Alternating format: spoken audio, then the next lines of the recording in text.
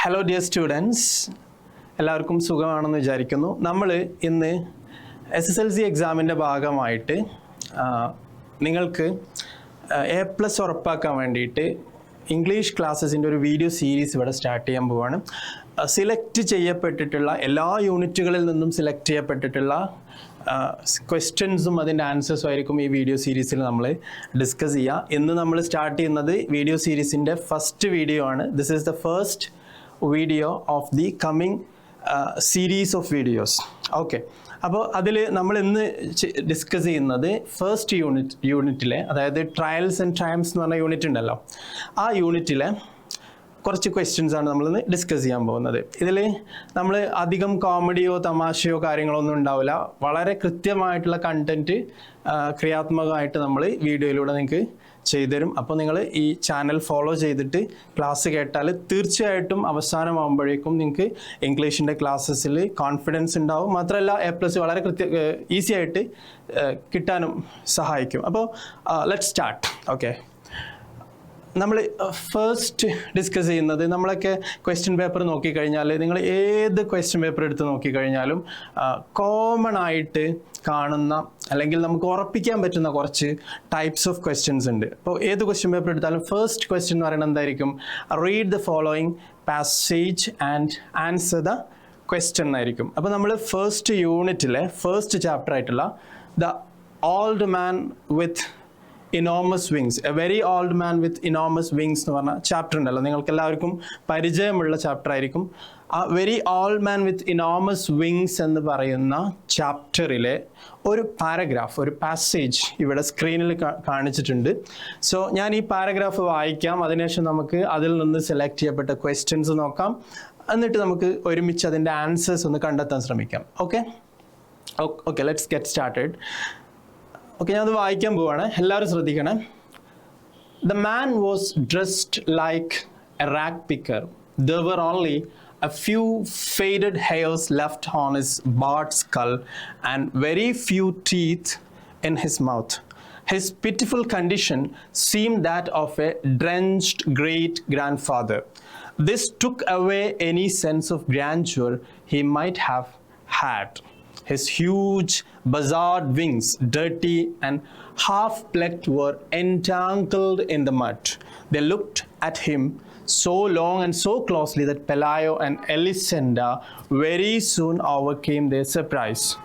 In the end, they found him familiar.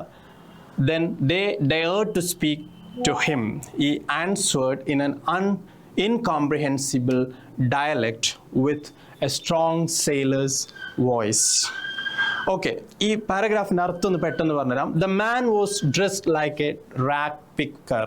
എന്താ rack picker എന്ന് പറഞ്ഞാൽ? റാക്ക് പിക്കർ എന്ന് പറഞ്ഞാൽ ഇങ്ങനെ ഈ അലഞ്ഞു തിരിഞ്ഞ് നടക്കുന്ന, തെണ്ടികളായിട്ടൊക്കെ നടക്കുന്ന ആളുകളുണ്ടല്ലോ, വളരെ മുഷിഞ്ഞ വേഷവും മുഷിഞ്ഞ ഡ്രസ്സൊക്കെ ഇട്ട് നടക്കുന്ന ആളുകളെയാണ് റാക്ക് പിക്കേഴ്സ് എന്ന് പറയാം. So the man was dressed like, നിങ്ങൾക്ക് ചിത്രം നോക്കിയാൽ കാണാൻ പറ്റും, the man was dressed like a rag picker. There were only a few faded hairs left on his bald skull. അയാളുടെ തലയിൽ വളരെ കുറച്ച് മുടിയേ ബാക്കിയുള്ളൂ, ബാക്കിയൊക്കെ എന്ത് ചെയ്തിട്ടുണ്ട്? കൊഴിഞ്ഞു പോയിട്ടുണ്ട്. ഒരു കഷണ്ടി രൂപത്തിലാണ് അദ്ദേഹത്തെ നമുക്ക് കാണാൻ പറ്റുന്നത്. And very few teeth in his mouth, വായിലെ പല്ലൊക്കെ പോയിട്ടുണ്ട്, നല്ല പ്രായമായിട്ടുണ്ടെന്നാണ് അത് നമുക്ക് മനസ്സിലാവുന്നത്. His pitiful condition seem that of a drenched great grand father. വളരെ നനഞ്ഞു കുതിർന്ന് മുഷിഞ്ഞു പോയിട്ടുള്ള ഒരു ഗ്രാൻഡ് ഫാദറിൻ്റെ ലുക്കോട് കൂടി, അപ്പിയറൻസോട് കൂടിയാണ് നമുക്കിവിടെ നമ്മുടെ ഓൾഡ് മാനെ കാണാൻ പറ്റുന്നത്. Okay, this took away any sense of grandeur he might have had. അപ്പോൾ ഇങ്ങനെ നമ്മൾ അയാളെ കണ്ടു കഴിഞ്ഞാൽ ഇയാളൊരു, നമുക്കറിയാം ഇയാളൊരു ഏഞ്ചൽ ആണെന്നുള്ളത് കഥ അറിയുന്നവർക്കൊക്കെ അറിയാം. അപ്പോൾ ഒരു ഏഞ്ചൽ ആണെന്നോ അല്ലെങ്കിൽ അദ്ദേഹത്തിൻ്റെ ഒരു എന്താ പറയുക ശോഭ തന്നെ മങ്ങിപ്പോകുന്ന രൂപത്തിലുള്ള ഒരു അപ്പിയറൻസോട് കൂടിയാണ് നമ്മൾ ആദ്യമായിട്ട് ഇയാളെ കാണുന്നത്. Right. His huge bizarre wings, dirty and half-plucked, were entangled in the mud. Buzzard പോലെയുള്ള വിങ്സ്, ബസാർഡ് എന്ന് പറഞ്ഞാൽ കഴുകൻ എന്നാണ് അർത്ഥം. അപ്പോൾ കഴുകന് സമാനമായിട്ടുള്ള ചിറകുകളുള്ള ഇദ്ദേഹത്തിൻ്റെ ചിറകുകൾ മണ്ണിൽ, ചളിയിൽ കുതിർന്നു പോയിട്ടുണ്ടെന്നാണ് പറയുന്നത്. ഓക്കെ, അങ്ങനെ എന്ത് ചെയ്തു? They looked at him so long. They എന്ന് പറയുന്നത് ആരാണ്? പെലായോയും എലിസെൻഡോയുമാണ് കേട്ടോ. അവർ രണ്ടുപേരും ഇയാളെ കുറേ നേരം നോക്കി നിന്നു. അങ്ങനെ ലാസ്റ്റ് കുറേ നേരം നോക്കിയപ്പോൾ എന്ത് ചെയ്തു? ദേ സൂൺ ഓവർകെയിം ദ സർപ്രൈസ്. ആദ്യം ഉണ്ടായിരുന്ന ആ സർപ്രൈസ് ഉണ്ടല്ലോ, ഇയാൾ ആരാണ് ഈ കിടക്കുന്നത് എന്നൊക്കെയുള്ള ആ സർപ്രൈസൊക്കെ അവർക്ക് മാറി. അവർക്ക് പരിചയമായിട്ടുള്ള ഒരു മനുഷ്യനെ പോലെ അല്ലെങ്കിൽ ഒരു ഏഞ്ചലിനെ പോലെ അവർക്ക് ഫീൽ ചെയ്യാണ്. Okay, in the end they found him familiar. അവസാനം അവർക്ക് അയാളുമായിട്ട് അവർ എന്ത് ചെയ്തു? ഫെമിലർ ആവുന്ന പരിചിതമായി. Okay, then they dare to speak to him. അങ്ങനെ അവസാനം എന്ത് ചെയ്തു? നമ്മുടെ ഏഞ്ചലിനോട്, ഓൾഡ് മാനോട് ഇവർ സംസാരിക്കുകയാണ്. He answered in an incomprehensible dialect with strong sailor's voice. ഒരു സെയിലറുടെ ഗാംഭീര്യമുള്ള, സെയിലർ എന്ന് പറഞ്ഞാൽ കപ്പിത്താൻ എന്നാണ് അർത്ഥം, ഗാംഭീര്യമുള്ള സൗണ്ടോട് കൂടെ അദ്ദേഹം അവർക്ക് മനസ്സിലാവാത്ത ഏതോ ഭാഷയിൽ, ഇൻകോംപ്രിഹെൻസിബിൾ എന്ന് പറഞ്ഞാൽ മനസ്സിലാവാത്ത എന്നാണ് അർത്ഥം കേട്ടോ. ഓക്കെ, അപ്പോൾ ഇനി എന്താ പറയുക, അപ്പോൾ ഇൻകോംപ്രിഹെൻസിബിൾ ആയിട്ടുള്ള മനസ്സിലാവാത്ത ഭാഷയിൽ ഇയാൾ സംസാരിച്ചു. ഇനി ഇതിൽ നിന്ന് ഇപ്പോൾ പരീക്ഷയ്ക്ക് എങ്ങനെ ക്വസ്റ്റ്യൻ വരിക എന്നറിയോ? Read the following passage and answer the questions എന്നാണ് വരിക. താഴെ പറയുന്ന പാസേജ് വായിച്ചിട്ട് ചോദ്യങ്ങൾക്ക് ഉത്തരം എഴുതുക. ഓരോ ചോദ്യത്തിനും ഓരോ മാർക്കാണ് ഉണ്ടാവുക. അപ്പോൾ നമുക്ക് ക്വസ്റ്റ്യൻസ് ഒക്കെ ഒന്ന് നോക്കാം. ഫസ്റ്റ് ക്വസ്റ്റ്യൻ നോക്കൂ. How was the man dressed? എങ്ങനെയാണ്? നമ്മൾ ഓരോ ചോദ്യം വായിക്കുമ്പോഴും അതിലെ കോറായിട്ടുള്ള പോയിന്റ് നോട്ട് ചെയ്യണം. ഇപ്പോൾ ഇതിൽ നോക്കൂ, how was the man dressed? എങ്ങനെയാണ് ഈ മനുഷ്യൻ ഡ്രസ്സ് ചെയ്തിട്ടുള്ളത്? അത് എവിടെയാണ് പറഞ്ഞിട്ടുള്ളത്? ഫസ്റ്റ് വരി തന്നെ അതിൻ്റെ ആൻസർ ഉണ്ട് അല്ലേ? The man dressed like A rack picker. ഇതാണ് അതിൻ്റെ answer. Okay, the man dressed like A rack picker. ഒരു എന്താ പറയുക, ഞാൻ നേരത്തെ പറഞ്ഞില്ല റാക്ക് പിക്കർ എന്താന്നുള്ളത്. അപ്പോൾ റാക്ക് പിക്കറിനെ പോലെ ഡ്രസ്സ് ചെയ്തിട്ടാണ് അദ്ദേഹത്തിനെ കാണാൻ പറ്റുന്നത്. അപ്പോൾ ആൻസർ ചെയ്യുമ്പോൾ അത് മാത്രം എഴുതിയാൽ മതി. The man dressed like A rack picker, ഒരു മാർക്ക് കിട്ടും. രണ്ടാമത്തെ ക്വസ്റ്റ്യൻ നോക്കൂ. What detail show that the man was very old? ഈ പാസേജിൽ നിന്ന് നിങ്ങൾക്ക് ഇയാൾ ഭയങ്കര വയസ്സായിട്ടുള്ള ഒരാളാണ് അല്ലെങ്കിൽ നല്ല ഓൾഡ് ആയിട്ടുള്ള ഒരാളാണെന്ന് മനസ്സിലാക്കി തരുന്ന ഒരു സാഹചര്യം എടുത്തെഴുതാനാണ് പറയുന്നത്. അപ്പോൾ എവിടെ നിന്നാണ് നമുക്കത് കിട്ടുക? നമ്മൾ പാസേജ് വായിക്കുമ്പോൾ അത് കിട്ടും അല്ലേ? ഇവിടെ നോക്കിയാൽ നിങ്ങൾക്ക് കിട്ടും. His pitiful condition seem that of a drenched great grand father. അദ്ദേഹത്തിൻ്റെ അതിൻ്റെ മുമ്പ് തന്നെ ഇതിൻ്റെ കാര്യങ്ങളൊക്കെ പറയുന്നുണ്ട്. There were only a few faded hairs. കുറച്ച് മുടികൾ മാത്രമേ ഉള്ളൂ. പ്രായമാകുമ്പോൾ മുടികളൊക്കെ കൊഴിഞ്ഞു പോകുമല്ലോ. അപ്പോൾ മുടി കുറവാണ്, മാത്രമല്ല കുറച്ച് പല്ലുകൾ മാത്രമേ ഉള്ളൂ. Few teeth in his mouth. പല്ലൊക്കെ കൊഴിഞ്ഞു പോയിട്ടുണ്ട്. ഈ രണ്ട് സാഹചര്യങ്ങളുമാണ്, ഈ രണ്ട് കാരണങ്ങളാണ് അദ്ദേഹം നല്ല പ്രായമായിട്ടുള്ള മനുഷ്യനാണ് നമുക്ക് പറഞ്ഞു തരുന്നത്. ഓക്കെ, അപ്പോൾ അതാണ് അതിൻ്റെ ആൻസർ ആയിട്ട് വരിക. അപ്പോൾ അത് ആൻസർ ചെയ്താൽ നിങ്ങൾക്ക് വീണ്ടും ഒരു മാർക്ക് കിട്ടി. അപ്പോൾ 2 മാർക്കായി. മൂന്നാമത്തെ ക്വസ്റ്റ്യൻ നോക്കൂ. How are the man's wings described in the paragraph? ഈ പാരഗ്രാഫിൽ നമ്മൾ ഓൾഡ് മാൻ്റെ ചിറകുകളെ എങ്ങനെയാണ് വിവരിക്കുന്നത്? ഞാൻ വായിച്ച ഭാഗത്തുണ്ടായിരുന്നത് his huge buzzard wings dirty and half plucked. പകുതി പ്ലക്ക് ചെയ്തിട്ടുള്ള, പ്ലക്ക് ചെയ്യാന്ന് പറഞ്ഞാൽ മുറിഞ്ഞു പോയിട്ടുള്ള വളരെ വലിയ ഹ്യൂജ് ആയിട്ടുള്ള ബസാർഡിനെ പോലെയുള്ള, കഴുകനെ പോലെയുള്ള ചിറകുകൾ എന്നാണ് ആൻസറിൽ വരേണ്ടത് കേട്ടോ. മാത്രമല്ല they were entangled in the mud. ചളിയിൽ കുളിച്ചിരിക്കുന്ന ചിറകുകളായിട്ടാണ് നമുക്ക് കാണാൻ പറ്റുന്നത്. അപ്പോൾ 3 ക്വസ്റ്റ്യനായി, 3 മാർക്കായിട്ടോ. നാലാമത്തെ ചോദ്യം നോക്കൂ. Why did Pelayo and Elisenda stop feeling surprised when they looked at him for a long time? കുറേ നേരം അവർ നോക്കിയപ്പോൾ എന്ത് ചെയ്തു? അവർക്ക് ഈ മനുഷ്യനെ പരിചയമുള്ള ഒരാളെ പോലെ തോന്നി എന്ന് പറയുന്നുണ്ട്. ചോദ്യം ഇതാണ്, എന്തുകൊണ്ടാണ് അങ്ങനെ? വൈ ഡിഡ് എന്നാണ് ചോദ്യം അല്ലേ? വൈ ഡിഡ് എന്ന് പറഞ്ഞാൽ എന്താ? എന്തുകൊണ്ടാണ് പെലായോക്കും എലിസെൻഡക്കും ആ സർപ്രൈസ് പോയി കിട്ടിയത്? അതിൻ്റെ ആൻസർ എന്താ വരിക? കാരണം because they looked at him for a long time. കുറേ നേരം നോക്കിയപ്പോൾ എന്ത് ചെയ്തു? നമ്മളിപ്പോൾ ഒരാളോട് കുറേ നേരം സംസാരിച്ചു കഴിഞ്ഞാൽ സ്വാഭാവികമായിട്ടും അയാളെ നമുക്കൊരു പരിചയമുള്ള ആളെ പോലെ തോന്നും. അതേപോലെ ഇയാളെ കുറേ നേരം നോക്കിയപ്പോൾ അവർക്ക് എന്ത് ചെയ്തു? അയാളൊരു പരിചയമുള്ള ആളെ പോലെ തോന്നി. അതാണ് ആൻസറിൽ വേണ്ടത് കേട്ടോ. ഓക്കെ, ലാസ്റ്റ് ക്വസ്റ്റ്യൻ നോക്കൂ. How did the man speak and what was strange about his language? എങ്ങനെയാണ് ആ മനുഷ്യൻ സംസാരിച്ചത്? അയാളുടെ ഭാഷയുടെ പ്രത്യേകത എന്താണ്? ലാസ്റ്റ് ഭാഗത്തിൻ്റെ ആൻസർ പറയുന്നുണ്ട്. The man speak to them അല്ലെങ്കിൽ the old man answered to them in an incomprehensible dialect. എന്താണ് ഇൻകോംപ്രിഹെൻസിബിൾ? മനസ്സിലാവാൻ പ്രയാസമുള്ള ഏതോ ഒരു ഭാഷയിൽ, ഇംഗ്ലീഷ് അല്ല എന്തായാലും, വേറെ ഏതോ. അയാളൊരു ഏഞ്ചലാണല്ലോ, നമുക്കൊക്കെ അറിയാലോ. അപ്പോൾ ഏഞ്ചൽസിന് മാത്രം മനസ്സിലാവുന്ന ലാംഗ്വേജിലായിരിക്കാം അയാൾ ഒരു പക്ഷേ സംസാരിച്ചിട്ടുണ്ട്. അപ്പോൾ ചോദ്യം ഇതാണ്, എങ്ങനെയാണ് സംസാരിച്ചത്, എങ്ങനെയായിരുന്നു അയാളുടെ ഭാഷ എന്നുള്ളതാണ്. അപ്പോൾ ലാംഗ്വേജ് വാസ് ഇൻകോംപ്രിഹെൻസിബിൾ എന്നാണ് നിങ്ങൾ ആൻസറിൽ എഴുതേണ്ടത്. എങ്ങനെയാണ് സംസാരിച്ചത്? He with a strong sailor's voice, അതാണ് അതിൻ്റെ ആൻസർ കേട്ടോ. ഒരു സെയിലറുടെ ഗാംഭീര്യത്തോടുകൂടെ, കപ്പിത്താൻ്റെ ഗാംഭീര്യത്തോടുകൂടി, നല്ല ചുറുചുറുക്കോടുകൂടെ അദ്ദേഹം സംസാരിച്ചു. ഭാഷ എന്തായിരുന്നു? ഇൻകോംപ്രിഹെൻസിബിൾ ആയിരുന്നു. അപ്പോൾ ഇതാണ് ഈ ക്വസ്റ്റ്യൻസിൻ്റെ ആൻസേഴ്സ്. ഇനി ഒരു ക്വസ്റ്റ്യൻ കൂടെ ഇതിൽ ഞാൻ ആഡ് ചെയ്യാത്തൊരു ക്വസ്റ്റ്യൻ പറഞ്ഞുതരാം. ഇപ്പോൾ പൊതുവെ എല്ലാ പരീക്ഷൻ്റെ പേപ്പറിലും ഇതിൽ 5ാമത്തെ ക്വസ്റ്റ്യൻ ഒരു പക്ഷേ ഞാൻ ഈ തന്നിരിക്കുന്ന ക്വസ്റ്റ്യൻ ആയിരിക്കില്ല ഉണ്ടാവുക, ഇനി ഞാൻ പറയുന്ന ക്വസ്റ്റ്യൻ ആയിരിക്കും അതിലുണ്ടാവാൻ സാധ്യത. കാരണം അങ്ങനെയാണ് നമ്മൾ ഇത്രയും കാലം കണ്ടിട്ടുള്ളത്. എങ്ങനെയായിരിക്കും എന്നറിയോ? Pick out a word from the passage which means, pick out a word from the passage which means a language which is very difficult to understand. ഇത് എവിടെ നിന്നാണ് കിട്ടുകയെന്നറിയോ? നിങ്ങളുടെ ടെക്സ്റ്റ് ബുക്കിൽ ഗ്ലോസറി എന്ന് പറഞ്ഞൊരു ഭാഗമുണ്ട്. ഈ ഗ്ലോസറിയിൽ ചില വാക്കുകളുടെ അർത്ഥം മാത്രം കൊടുത്തിട്ടുണ്ടാവും, അധികമൊന്നും ഉണ്ടാവില്ല, വളരെ കുറച്ചേ ഉണ്ടാവുള്ളൂ. അത് നിങ്ങൾ കാണാതെ പഠിച്ചാൽ ഏത് പാസേജ് ആൻസർ ചെയ്യുമ്പോഴും 5ാമത്തെ ക്വസ്റ്റ്യൻ ആൻസർ ചെയ്യാൻ പറ്റും. ഓക്കെ, എന്താണ് അതിൻ്റെ അർത്ഥം? ഇപ്പോൾ ഞാൻ പറഞ്ഞ ക്വസ്റ്റ്യൻ്റെ അർത്ഥം എന്താ? Pick out a word from the passage. ഈ തന്നിരിക്കുന്ന പാസേജിൽ നിന്നൊരു വേർഡ് കണ്ടെത്തുക. ആ വേർഡിൻ്റെ അർത്ഥം എന്താവണം? A language which is very difficult to understand. മനസ്സിലാക്കാൻ പ്രയാസമുള്ള ഭാഷ എന്നർത്ഥം വരുന്ന ഒരു വാക്ക് കണ്ടെത്തുക എന്നാ, അല്ലെങ്കിൽ മനസ്സിലാക്കാൻ പ്രയാസമുള്ളത് എന്ന് അർത്ഥം വരുന്ന ഒരു വേർഡ് കണ്ടെത്തുക. ഏതായിരിക്കും ആൻസർ? നിങ്ങൾക്ക് എല്ലാവർക്കും മനസ്സിൽ കിട്ടിയിട്ടുണ്ടാവും ആൻസർ എന്ന് പറഞ്ഞാൽ ഇൻകോംപ്രിഹെൻസിബിൾ എന്നാണ്. ഇനി അത് വേറെ രീതിയിൽ നമുക്ക് ചോദിക്കും, pick out a word from the passage which is an opposite of the word comprehensible. Comprehensible എന്ന വാക്കിൻ്റെ ഓപ്പോസിറ്റ് ആയിട്ട് വരുന്ന വേർഡ് കണ്ടെത്തും. എന്താ കോംപ്രിഹെൻസിബിൾ എന്ന് പറഞ്ഞാൽ? മനസ്സിലാക്കാൻ ഈസി ആയിട്ടുള്ളത് എന്ന വേർഡിൻ്റെ ഓപ്പോസിറ്റ് എന്ന് പറയുമ്പോൾ ആൻസറും അപ്പോഴെന്തായിരിക്കും? ഇൻകോംപ്രിഹെൻസിബിൾ ആയിരിക്കും. അപ്പോൾ ഈ ഒരു ഏരിയ വളരെ ഈസി ആയിട്ട് നമുക്ക് 5 മാർക്ക് സ്കോർ ചെയ്യാൻ പറ്റുന്ന ഏരിയയാണ്. അപ്പോൾ എല്ലാവർക്കും ഇത് മനസ്സിലായെന്ന് വിചാരിക്കുന്നു. അങ്ങനെയാണെങ്കിൽ നമ്മൾ അടുത്ത സ്ലൈഡിലേക്ക് പോവുകയാണ്. ഓക്കെ, അടുത്ത സ്ലൈഡിൽ ഇപ്പോൾ ഞാൻ നിങ്ങൾക്ക് പറഞ്ഞു തന്ന എല്ലാ ചോദ്യത്തിൻ്റെ ആൻസേഴ്സാണ് കൊടുത്തിട്ടുള്ളത്. നിങ്ങൾക്ക് ചിത്രത്തിൽ ഓൾഡ് മാൻ കിടക്കുന്നതൊക്കെ കാണാൻ പറ്റും. കാരണം നമ്മൾ ആൻസറിൽ പറഞ്ഞു he was dressed like A rack picker എന്നൊക്കെ പറഞ്ഞില്ലേ. ആ ഡ്രസ്സിങ്ങിൻ്റെ രീതിയും അയാളുടെ ചിറകും അയാൾ ആ ചെളിയിൽ കുതിർന്ന് കിടക്കുന്നൊക്കെ ചിത്രത്തിലൂടെ മനസ്സിലാക്കാം. അപ്പോൾ ഈ ആൻസേഴ്സ് ഇനി ഞാൻ വായിക്കുന്നില്ല, കാരണം ഞാൻ ഈ ആൻസേഴ്സ് ഒക്കെ ഓൾറെഡി പറഞ്ഞു. ഇത് നിങ്ങൾക്ക് റെഫർ ചെയ്യാൻ വേണ്ടി മാത്രം ഈ സ്ലൈഡിൽ കൊടുത്തുന്നുള്ളൂ കേട്ടോ. ഓക്കെ, അപ്പോൾ അതെല്ലാവരും നോക്കുക. ഇനി നമ്മൾ അടുത്ത സ്ലൈഡിലേക്ക് പോവാണ്.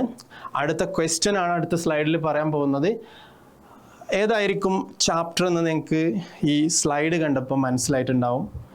ഏതാണ് ചാപ്റ്റർ എന്നുള്ളത് നിങ്ങളൊന്ന് ജസ്റ്റ് കമൻറ്റ് ചെയ്താൽ നന്നായിരിക്കും. ഏതാണ് ചാപ്റ്റർ, എന്താണ് ചോദ്യം എന്നുള്ളത് മനസ്സിലായിട്ടുണ്ടാവും. Read the lines from the dramatic speech friends, Romans and countrymen.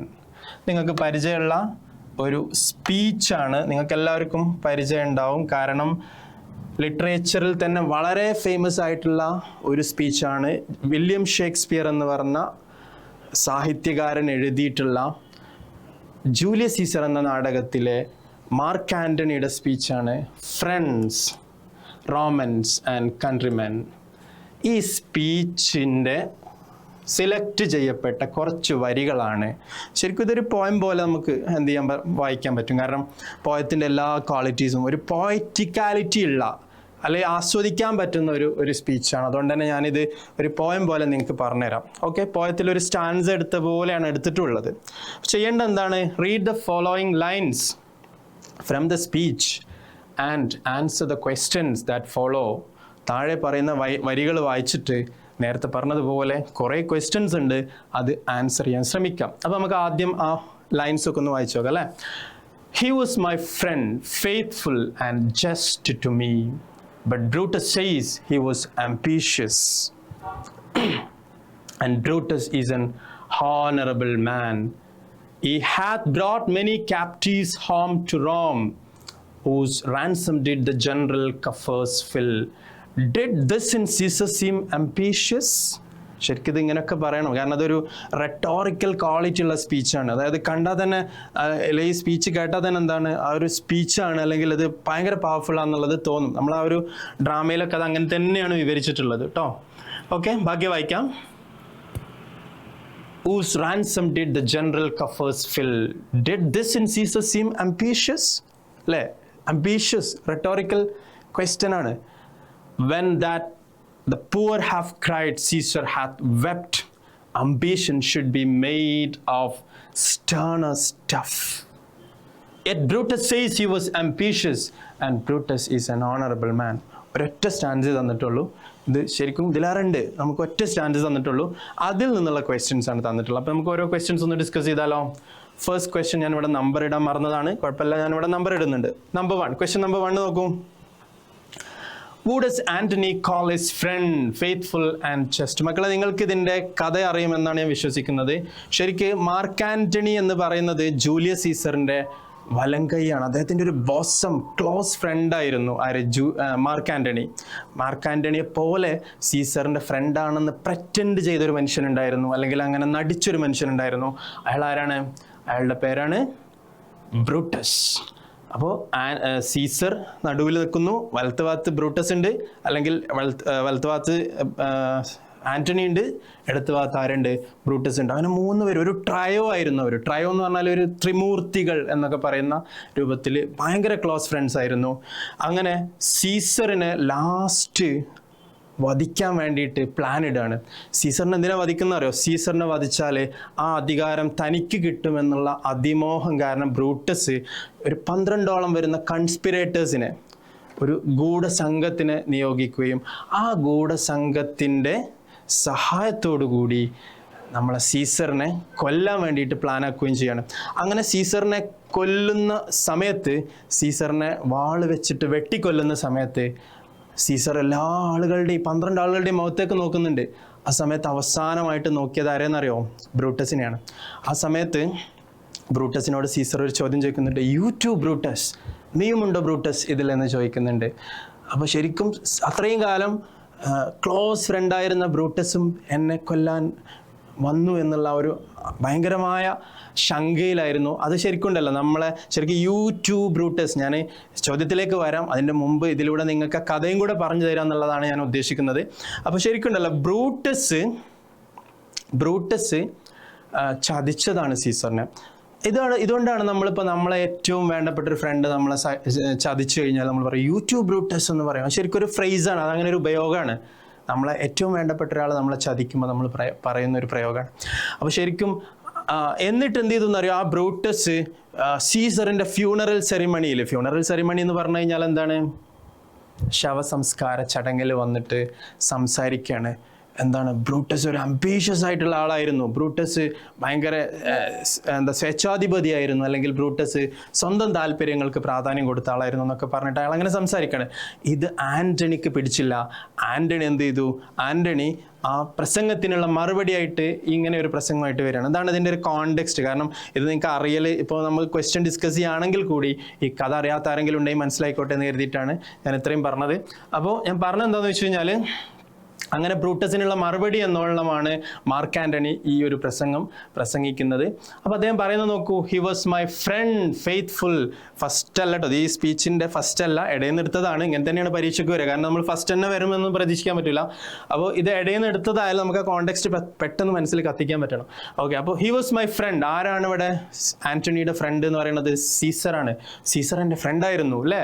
Faithful and just to me. എന്നോട് വിശ്വസ്തത പുലർത്തിയിരുന്ന, നീതി പുലർത്തിയിരുന്ന ഒരു സുഹൃത്തായിരുന്നു ആര്? സീസർ.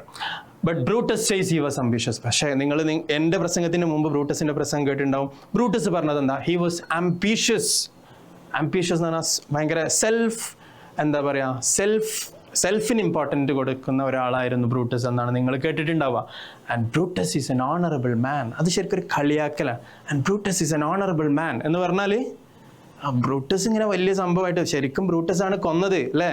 അപ്പോൾ ബ്രൂട്ടസ് എന്നിട്ട് വലിയ ഓണറബിൾ, വലിയ ബഹുമാനമുള്ള, അല്ലെങ്കിൽ വലിയ ആദരവ് കൽപ്പിക്കുന്ന ഒരാളായിട്ട് ചമഞ്ഞ് നടക്കുകയാണ്. ശരിക്കും ബ്രൂട്ടസിനെ കളിയാക്കുകയാണ്. ഹോണറബിൾ അല്ല ബ്രൂട്ടസ് എന്നാണ് ശരിക്കും പറയുന്നത്. ഇതിന് ശരിക്കും ഒരു പേരുണ്ട്, എന്താണെന്നറിയോ? ഇതിന് ഐറണി എന്നാണ് പറയുക, വിരോധാഭാസം. ഇങ്ങനെ ഒരു ചോദ്യം വരുന്നുണ്ട്, ഞാൻ ചോദ്യത്തിലേക്ക് വരാം.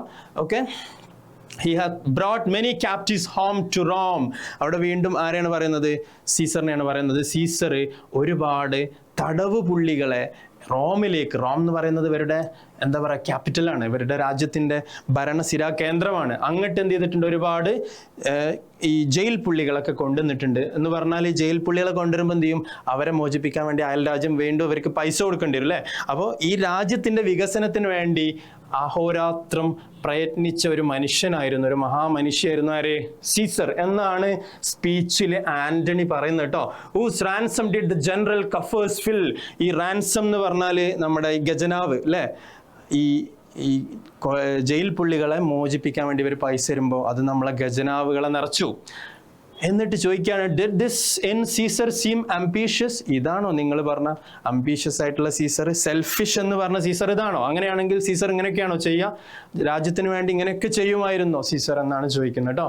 എന്നിട്ട് വീണ്ടും പറയാണ്, when the poor have cried, പാവപ്പെട്ട മനുഷ്യന്മാര് കരഞ്ഞ സമയത്ത് സീസർ ഹാത്ത് വെപ്റ്റ്, ഒറ്റയ്ക്കിരുന്ന് കരഞ്ഞിരുന്ന ഭരണാധികാരിയായിരുന്നു Caesar. Ambition should be made of sterner stuff. Sterner stuff എന്ന് പറയുന്നത് ഏത് പോയറ്റിക് ഡിവൈസ് ആണ് മക്കളെ? നിങ്ങൾക്ക് പറയാൻ പറ്റുമോ?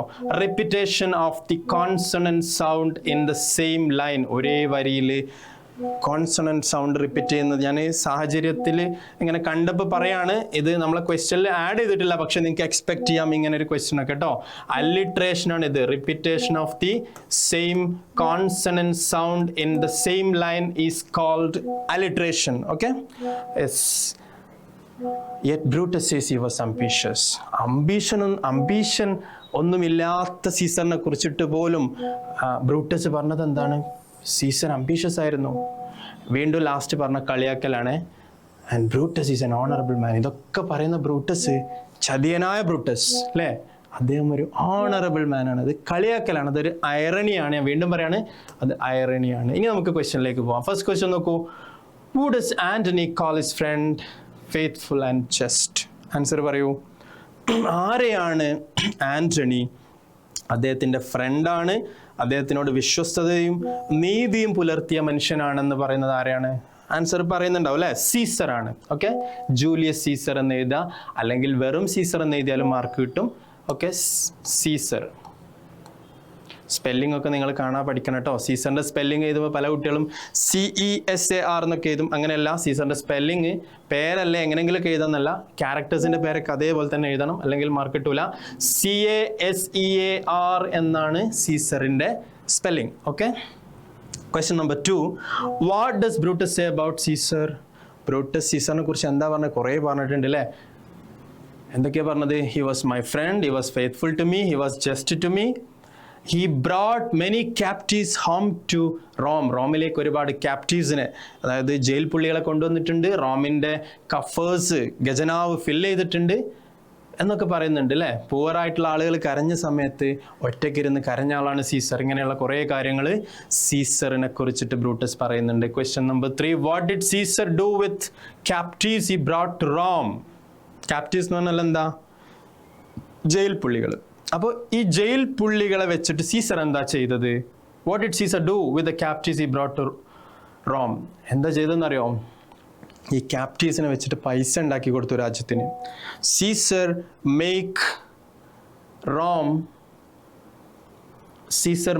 റോം ടു ഏൺ മണി, അല്ലെങ്കിൽ എന്താ പറയുക, Caesar fill the coffers of the Rome. Coffers എന്ന് പറഞ്ഞാൽ ഖജനാവ് എന്നാണ്. സീസർ ഈ ജയിൽ പുള്ളികളെ വെച്ചിട്ട് ഖജനാവ് പൈസ നിറച്ചു. അതായത് അവരെ മോചിപ്പിക്കണമെങ്കിൽ അയൽ രാജ്യക്കാർ പൈസ അടക്കണം എന്നുള്ള രീതിയിലുള്ള ഒരു നിയമം കൊണ്ടുവന്നു. അതാണ് അതിൻ്റെ ആൻസർ കേട്ടോ. Question number 4. How did Caesar respond when the poor cried? പാവപ്പെട്ട മനുഷ്യന്മാർ കരഞ്ഞപ്പോൾ സീസർ എങ്ങനെ റെസ്പോണ്ട് ചെയ്ത്? Caesar hath wept. ഹാത്ത് എന്നൊക്കെ പറയുന്നത് പഴയ ഇംഗ്ലീഷാണ്, അത് നിങ്ങൾ ഹാസ് എന്ന് എഴുതിയാലും കുഴപ്പമില്ല കേട്ടോ. Caesar has wept when poor have cried. പാവപ്പെട്ടവർ കരഞ്ഞപ്പോൾ സീസറും കരഞ്ഞു, കൂടെ കരഞ്ഞു. Question number 5. According to Antony, does Caesar's behavior show ambition? ആന്റണിയുടെ അഭിപ്രായത്തിൽ does Caesar's behavior show ambition? സീസറിൻ്റെ ബിഹേവിയറിൽ അംബിഷൻ ഉണ്ടായിരുന്നോ? ശരിക്കും ഉണ്ടായിരുന്നോ? ഇല്ലല്ലോ. എന്താണ് ആന്റണി പറഞ്ഞത്? സീസർ ഇടയ്ക്കിടയ്ക്ക് ചോദിക്കുന്ന റെട്ടോറിക്കൽ ക്വസ്റ്റ്യൻ ഉണ്ടായിരുന്നു, നിങ്ങൾ ശ്രദ്ധിച്ചിട്ടുണ്ടാവും. Did this in Caesar seem ambitious എന്ന് ചോദിക്കുന്നുണ്ട് അല്ലേ. Did this in Caesar seem ambitious, അതായത് രാജ്യത്തിന് വേണ്ടി ജീവൻ കൊടുത്തിട്ടുള്ള, രാജ്യത്തിൻ്റെ ഖജനാവ് ഫിൽ ചെയ്തിട്ടുള്ള, രാജ്യത്തിന് ഒരു കാര്യം കൂടെ നിങ്ങൾ ഓർക്കണം, രാജ്യത്തിൻ്റെ രാജാവായിട്ട് വാഴാൻ വേണ്ടി സീസറിന് 3 തവണ അവസരം കിട്ടുന്നുണ്ട്. പക്ഷെ 3 തവണ എനിക്ക് രാജാവാവണ്ട എന്ന് പറഞ്ഞ സീസറാണ്. അങ്ങനെയുള്ള സീസർ അംബീഷ്യസ് ആണോ എന്ന് ഇടയ്ക്കിടയ്ക്ക് ആര് ചോദിക്കുന്നുണ്ട്? നമ്മുടെ ആന്റണി ചോദിക്കുന്നുണ്ട്. ഓക്കെ, അപ്പോൾ ആന്റണിയുടെ അഭിപ്രായത്തിൽ സീസർ അംബീഷ്യസ് അല്ല, സീസർ സെൽഫിഷ് അല്ല എന്നുള്ളതാണ് ആൻസർ ആയിട്ട് വരുന്നത് കേട്ടോ. ഓക്കെ, അപ്പോൾ ഇതാണ് സെലക്ട് ചെയ്യപ്പെട്ട 5 ചോദ്യം. പക്ഷേ ഇതിൽ നിന്ന് ഇനിയും ഒരുപാട് ടൈപ്സ് ക്വസ്റ്റ്യൻസ് വരാം. ചിലപ്പോൾ നിങ്ങളോട് ചോദിക്കും pick out a rhetorical question from the selected lines അല്ലെങ്കിൽ സെലക്ട് ലൈൻസ് എന്നൊക്കെ ചോദിക്കും. തിരഞ്ഞെടുക്കപ്പെട്ട വരികളിൽ അല്ലെങ്കിൽ നമുക്ക് തന്ന വരികളിൽ, മുകളിൽ കൊടുത്ത വരികളിൽ നിന്ന് ഒരു റെട്ടോറിക്കൽ ക്വസ്റ്റ്യൻ എടുത്ത് എഴുതുക. എന്താ ഈ റെട്ടോറിക്കൽ ക്വസ്റ്റ്യൻ എന്ന് പറഞ്ഞാൽ? അതായത് ഒരു ക്വസ്റ്റ്യൻ ചോദിക്കുമ്പോൾ അതിൻ്റെ ആൻസർ എക്സ്പെക്ട് ചെയ്യാതെ ചോദിക്കുന്ന ക്വസ്റ്റ്യനാണ് റെട്ടോറിക്കൽ ക്വസ്റ്റ്യൻ എന്ന് പറയുക. A question which does not demand an answer is called a rhetorical question. Okay, അതായത് ഇപ്പം ചോദിക്കുന്നുണ്ടല്ലോ, did this in Caesar seem ambitious അല്ലേ? സീസറിൻ്റെ ഈ ഒരു ആറ്റിറ്റ്യൂഡിനെ നിങ്ങൾക്ക് അംബീഷ്യസ് എന്ന് വിളിക്കാൻ പറ്റുമോ? അത് റെട്ടോറിക്കൽ ക്വസ്റ്റ്യൻ. അപ്പോൾ ആ ഒരു ചോദ്യം എടുത്ത് എഴുതിയ ഒരു മാർക്ക് കിട്ടും കേട്ടോ. പിന്നെ അതേപോലെ ഞാൻ നേരത്തെ നിങ്ങളോട് പറഞ്ഞല്ലോ, സ്റ്റേണർ സ്റ്റഫ് എന്ന് പറയുന്നത് ഒരു അലിട്രേഷൻ എന്ന് പറഞ്ഞല്ലോ. അപ്പോൾ ഒരു ചോദ്യം വരാം, pick out an instance of alliteration from the stanza. മുകളിൽ കൊടുത്ത സ്റ്റാൻസയിൽ നിന്ന് ഒരു അലിട്രേഷൻ എടുത്ത് എഴുതുക എന്ന് ചോദ്യം വരും. അപ്പോഴും നിങ്ങൾ എടുത്ത് എഴുതേണ്ടത് എന്താ? സ്റ്റേണർ സ്റ്റഫ് എന്നുള്ള ആ ചോദ്യമാണ് എടുത്ത് എഴുതേണ്ടത്. ഓക്കെ, സ്റ്റേണർ സ്റ്റഫ് എന്ന് പറയുന്ന ആ ഒരു 2 വേർഡ് ഇങ്ങനെ എഴുതിയാൽ മതി. ശരിക്കും അങ്ങനത്തെ ചോദ്യമൊക്കെ വരുമ്പോൾ, അലിട്രേഷൻ്റെ ചോദ്യം വരുമ്പോൾ സ്റ്റേണർ ഹൈഫൺ സ്റ്റഫ് എന്ന് എഴുതിയാൽ മതി. ഓക്കെ, ആ ലൈന് ഫുൾ എടുത്ത് എഴുതണ്ട. ചില കുട്ടികളൊക്കെ മണ്ടത്തരം കാണിച്ചിട്ട് ഫുൾ വരി എടുത്ത് എഴുതാം. അതിൻ്റെ ഒന്നും ആവശ്യമില്ല. ഏതാണോ അലിട്രേഷൻ എന്നുള്ളത് അത് മാത്രം എടുത്ത് എഴുതിയാൽ മതി കേട്ടോ. ഇതുപോലെ അസൊനൻസും ചോദിക്കാം. അസൊനൻസ് എന്ന് പറഞ്ഞാൽ എന്താ? അപ്പോൾ അലിട്രേഷൻ എന്ന് പറഞ്ഞാൽ ഞാൻ പറഞ്ഞു കഴിഞ്ഞു, repetition of the consonant sound ആണെങ്കിൽ, അസൊനൻസ് എന്ന് പറഞ്ഞാൽ repetition of the vowel sound ആണ്. അപ്പോൾ ഇതിൽ ഒരുപാട് അസൊനൻസ് ഒക്കെ ഉണ്ട്. ഞാൻ ഇവിടെ നമുക്കത് ഓരോന്ന് ഡിസ്കസ് ചെയ്യാനുള്ള സമയം കുറവാണ്, എന്നാലും ഞാൻ ജസ്റ്റ് ഒന്ന് കാണിച്ചു തരാം. ഇപ്പം നമ്മളൊരു വരി എടുത്തു കഴിഞ്ഞാൽ, ബട്ട് എന്നുള്ള വരി എടുത്തു, ബ്രൂട്ടസ് എന്നുള്ള വരി എടുത്തു അല്ലേ? അല്ലെങ്കിൽ വേറൊരു വരി എടുക്കാം നമുക്ക്.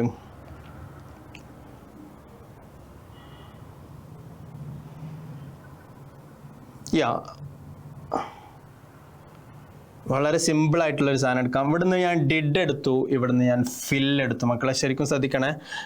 ഈ വരി ഉണ്ടല്ലോ, Uz റാൻസംസ് did the general coffers ഫിൽ എന്ന് പറഞ്ഞ അസൊനൻസ് ഒന്നും പൊതുവെ ക്വസ്റ്റ്യൻസ് വരാറില്ല കേട്ടോ. ഞാൻ പിന്നെ നിങ്ങൾക്ക് പറഞ്ഞു തരിക എന്നുള്ളതാണ് ഞാൻ എടുത്തിട്ടുള്ളത്. ഈ വരിയിലെ Uz ransom did general coffers ഫിൽ എന്നുള്ള വരിയിലെ 2 വേർഡാണ്. ഒന്ന് ഡിഡ് ആണ്, ഒന്ന് ഫില്ലാണ്. ഇതിൽ എവിടെയാണ് അസൊനൻസ് എന്ന് നിങ്ങൾക്ക് പറയാൻ പറ്റുമോ? അലിട്രേഷനെ കുറിച്ച് പറയുമ്പോൾ അലിട്രേഷൻ എപ്പോഴും തുടക്കത്തിൽ വരണം എന്നാണ് പറയുക. അതായത് കോൺസണന്റ് സൗണ്ട് തുടക്കത്തിൽ വരുമ്പോഴാണ് അലിട്രേഷൻ ആവുക. എന്നാൽ അസൊനൻസ് പറയുമ്പോൾ ഇടയിൽ വന്നാലൊന്നും കുഴപ്പമില്ല. Repetition of the vowel sound in the same line ആണ് ശരിക്കും എന്തെന്ന് പറയുന്നത്? അസൊനൻസ്. അപ്പോൾ ഇവിടെ ഡിഡ് എന്ന് പറയുന്നതും ഫിൽ എന്ന് പറയുന്നത് ഒരേ വരിയിൽ നിന്ന് എടുത്തല്ലേ? ഇതിൽ എവിടെയാണ് സെയിം സൗണ്ട് വരുന്നത്? ഡിഡിൽ ഈ സൗണ്ട് വരുന്നുണ്ട്, ഫില്ലിലും ഈ സൗണ്ട് വരുന്നുണ്ട്. അപ്പോൾ ഒരേ വവൽ സൗണ്ട്, ഈ സൗണ്ട് റിപ്പീറ്റ് ചെയ്തു. അപ്പോൾ ഇത് രണ്ടും അസൊനൻസ് ആണ്. അപ്പോൾ ഈ 2 വാക്കും എഴുതിയിട്ട് നിങ്ങൾ ഈ ഐ എന്നുള്ള വേർഡില്ലേ, അതിൻ്റെ താഴെ ഒരു അണ്ടർലൈൻ കൊടുത്താൽ മതി. പെട്ടെന്ന് ടീച്ചേഴ്സിന് മനസ്സിലാവും. ആൻസർ നോക്കുന്ന സമയത്ത് മാർക്കും കിട്ടും. ഓക്കെ, അപ്പോൾ ആ കാര്യങ്ങളും കൂടെ നിങ്ങൾ ഈ ക്വസ്റ്റ്യൻസിലേക്ക് ആഡ് ചെയ്തിട്ട് പഠിക്കാം. അപ്പോൾ ഇതൊക്കെ ക്ലിയർ ആണെന്ന് വിചാരിക്കുന്നു. അപ്പോൾ അങ്ങനെയാണെങ്കിൽ നമുക്ക് അടുത്ത സ്ലൈഡിലേക്കും അടുത്ത ക്വസ്റ്റ്യനിലേക്കും പോവാം. മക്കളെ, അതിൻ്റെ മുമ്പ് നിങ്ങൾ ഈ ചിത്രം കണ്ടോ? ഇത് നമ്മളെ ജൂലിയസ് സീസർ എന്ന് പറഞ്ഞ നാടകത്തിൽ മാർക്ക് ആൻ്റണി നടത്തിയ പ്രസംഗമാണ്. ആ പ്രസംഗത്തിൻ്റെ ഒരു എന്താ പറയുക, പിക്ചോറിയൽ റെപ്രസെൻറ്റേഷൻ, അതിൻ്റെ ഒരു ചിത്രമാണ് അവിടെ കൊടുത്തിട്ടുള്ളത് കേട്ടോ. ഓക്കെ, അടുത്ത ക്വസ്റ്റ്യൻ നോക്കാം. അടുത്ത ക്വസ്റ്റ്യനല്ല, ഞാനിപ്പോൾ നിങ്ങൾക്ക് കുറേ ക്വസ്റ്റ്യൻസ് പറഞ്ഞില്ലേ, അതിൻ്റെ ആൻസേഴ്സ് നേരത്തെ പോലെ നിങ്ങൾക്ക് പെട്ടെന്ന് ഓടിച്ച് നോക്കാം, അല്ലെങ്കിൽ നിങ്ങൾക്ക് നോട്ടിലൊക്കെ എഴുതിയെടുക്കാം. ഞാൻ അങ്ങനെ പറയുമ്പോൾ ചിലപ്പോൾ നിങ്ങൾക്ക് എഴുതാൻ ബുദ്ധിമുട്ടുണ്ടാവും. ഈ സ്ലൈഡ് സ്ക്രീൻഷോട്ട് എടുത്തിട്ടോ അല്ലെങ്കിൽ വേറെ രൂപത്തിലൊക്കെ നിങ്ങൾക്ക് എഴുതാൻ വേണ്ടിയിട്ടാണ് ഇങ്ങനെ ആൻസേഴ്സ് വേറെ കൊടുത്തിട്ടുള്ളത്.